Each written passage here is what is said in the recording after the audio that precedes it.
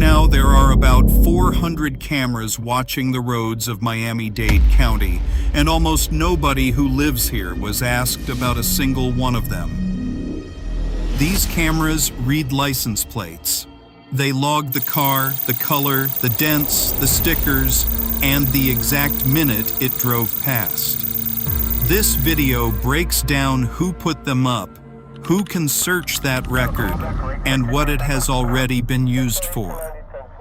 Because one of those uses happened right here in Florida to a woman who did nothing wrong, and by the end you will know how to find out what is on your own street.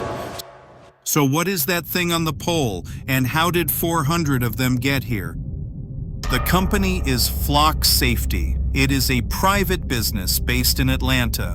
It has put more than 100,000 cameras on roads across the country. Miami-Dade has close to 400. Broward has around 800, packed tightest around Fort Lauderdale, Pembroke Pines, and Hollywood. They sit where everyone drives. I-95, the Dolphin, the Palmetto, US 1, Biscayne, Coral Way. Here is what most people get wrong about them.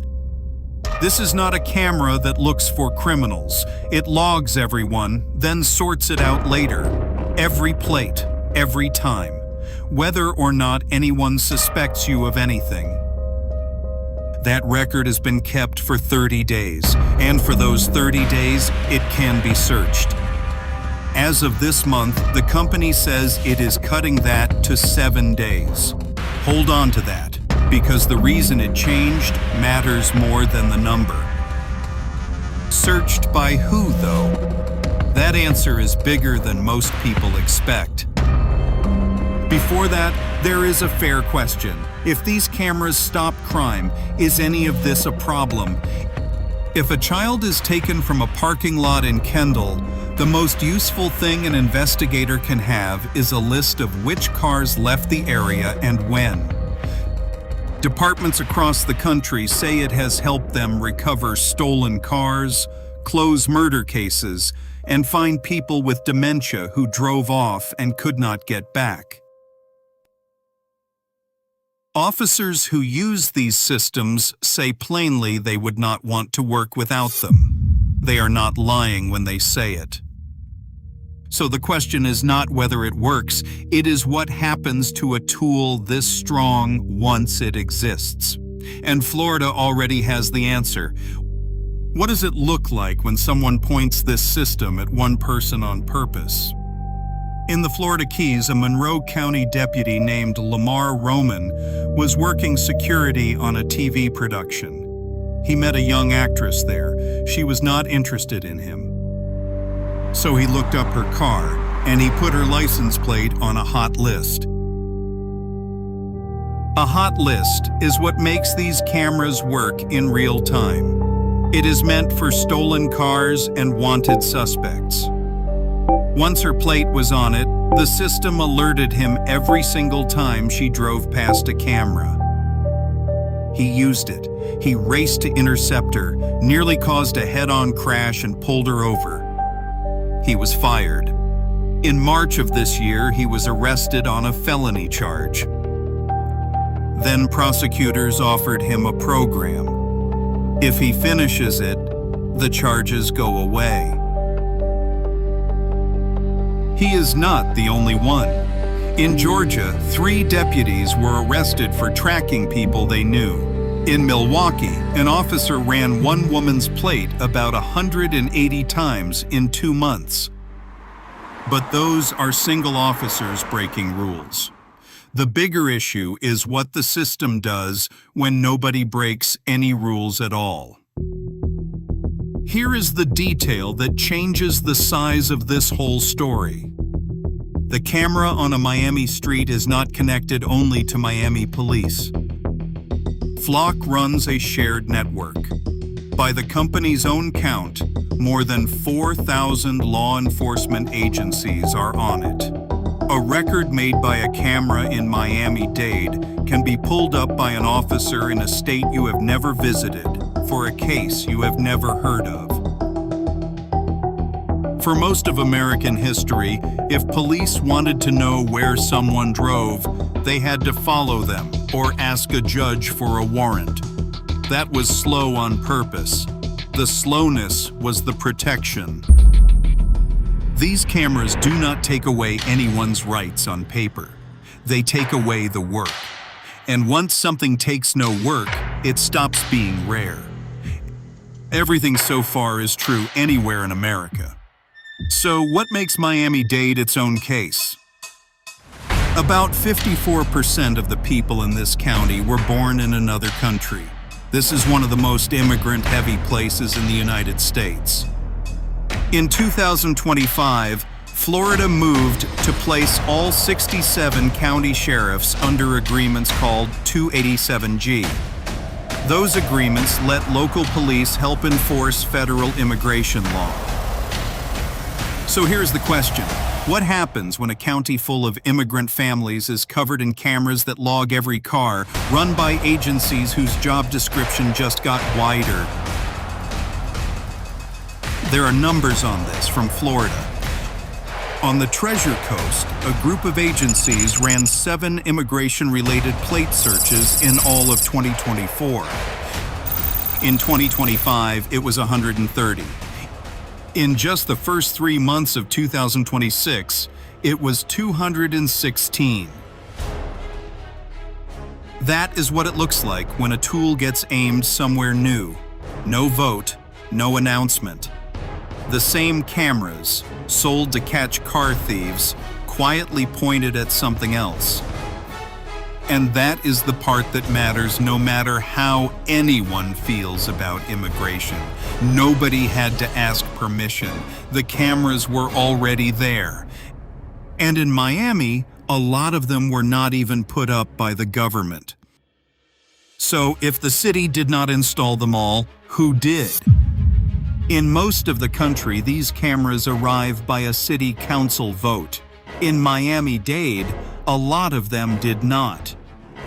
In gated communities across Coral Gables, Doral, and Aventura, homeowners associations bought this technology themselves. Their own money, their own property, their own decision. Then they plugged it into the same police database. So, if you live behind a gate here, the camera on your street may not have come from government at all.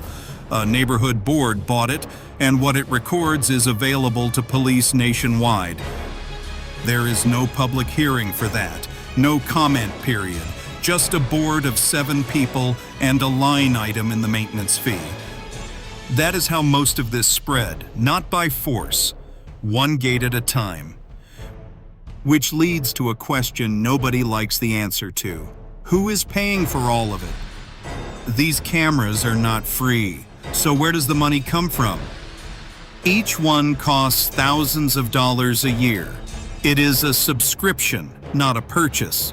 Multiply that by hundreds of cameras, and it becomes a bill that renews quietly, usually buried in a routine agenda item. Then there is the second bill. When it gets a plate wrong, and it does, real things happen.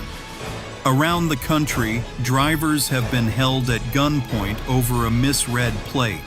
One man spent weeks in jail over a crime that happened miles away. When those cases end in a payout, the camera company does not pay it. The officer does not pay it. It comes out of the public budget. So is any of this still up for debate? As of this summer, yes. Florida is arguing about these cameras out loud right now, and it is not a quiet argument. A phrase has taken hold in the state, block flock. On the Republican side, Byron Donalds has called for a full pause on flock contracts, pointing to constitutional concerns. Another candidate, James Fishback, has campaigned on stopping the cameras outright. On the Democratic side, David Jolly has pushed to require a warrant before this data can be searched. When people who agree on almost nothing start agreeing on this, it means the outcome is not settled. And in Fort Lauderdale in August, someone stopped waiting on the argument. 2 cameras were found slashed and melted, about $3,000 each. No arrests. That is not the answer, but it tells you how hot this has gotten and that it is here, not somewhere else. And here is the proof that the pressure works. It happened days ago. Since the start of this year, more than 50 agencies and local governments have canceled, suspended, or turned down flock contracts. On August 13th, the company announced it was changing how the whole system works. Data will be held for 7 days instead of 30. Police will have to enter a case number before they run a search. Every agency will be required to use a tool that flags unusual search behavior and locks the user out until someone reviews it. And agencies will be able to block outside departments from searching their cameras for immigration enforcement. Read that list again. Every single one of those changes is an admission that the thing people were worried about was possible the whole time. Critics say it is not enough. The ACLU called the changes retreads. A lawyer at the Institute for Justice called them window dressing and pointed at the part that did not change. Police officers are still the ones who decide who gets searched and when. But notice what actually caused it. Not a court, not a new law. Which brings this back to the only question that was ever really the point. What moved a company worth billions was people showing up at meetings and asking what was on their street. This video is not here to say these cameras are evil. It is here to point out that nobody asked.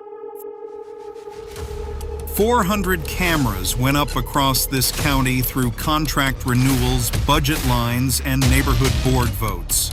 Almost none of it ever passed in front of the people paying for it. The practical part is simple. City commission agendas are public.